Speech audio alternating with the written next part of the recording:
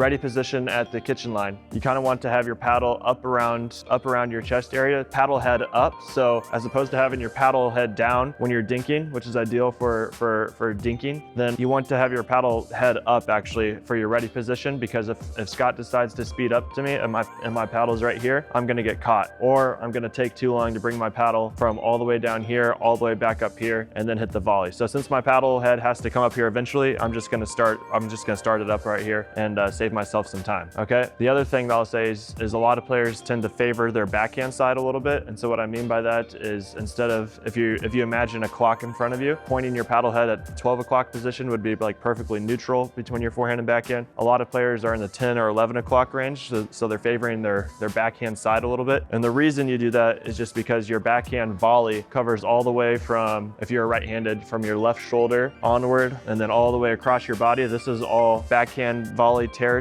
And then once the ball gets to your right hip, right shoulder, or past, that's when you have to flip open and hit a forehand. But your backhand can cover a majority of the volleys for you, and so a lot of players will favor their backhand and their ready position a little bit. The second thing to note about your ready position is that you don't want to be too stiff, because you're going to have to react quickly, and you're going to react more quickly if you're a little bit loose and relaxed. So if you find yourself pretty tense and a little bit tight by holding your paddle right here in this ready position, then just go ahead and loosen it up, drop the paddle if you want a little bit. The most important thing is that you're relaxed and that you're comfortable, because that's going to allow you to move faster to react to the speed up. Okay, so we're going to start dinking again, and I'm just going to make sure that after every dink I bring my paddle head back up to the ready position, and then I'm ready to counter. And so I'm going to start dinking with Scott here, and Scott is going to speed a ball up off the bounce, and my goal is just to block it back down toward his feet. Okay, so here we go.